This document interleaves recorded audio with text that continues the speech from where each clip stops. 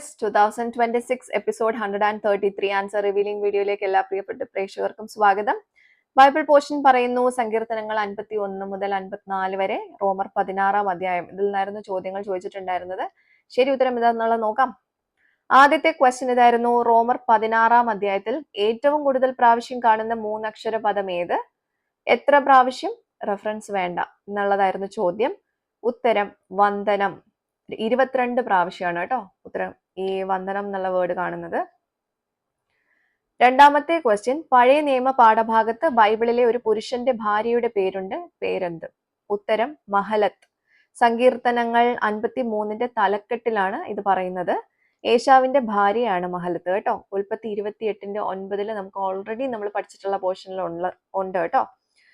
മൂന്നാമത്തെ ക്വസ്റ്റ്യൻ, ശൗലിന്റെ ഭൃത്യന്റെ പേരെന്ത്? ഉത്തരം ദോവേഗ് എന്നുള്ളതാണ്. ദോവേഗ്. സങ്കീർത്തനങ്ങൾ 52 തലക്കെട്ടിലാണ് അതും ഉള്ളത്.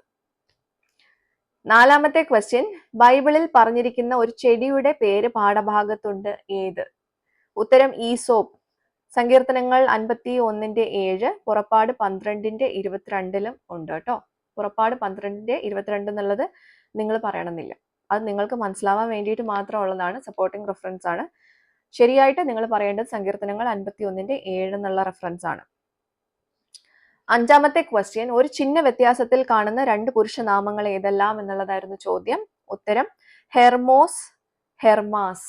ഓക്കെ, റോമർ 16:14 ഈ ഉത്തരം നമുക്ക് കാണാൻ പറ്റുന്നത്. അപ്പോ എല്ലാവർക്കും ശരിയായിട്ടുള്ള ഉത്തരം കിട്ടിയിട്ടുണ്ടാവുമെന്ന് വിചാരിക്കുന്നു. ശരി ഉത്തരം അയച്ചിട്ടുള്ള എല്ലാവർക്കും കൺഗ്രാറ്റുലേഷൻസ്. തെറ്റിപ്പോയെങ്കിലും വിഷമിക്കേണ്ട കാര്യമില്ല കേട്ടോ. ശരിയായിട്ട് ഉത്തരം കിട്ടാനുള്ളൊരു വഴി പറഞ്ഞുതരാം. അടുത്ത പോർഷൻസ് പറയാം. നന്നായിട്ട് പഠിച്ചോളൂ.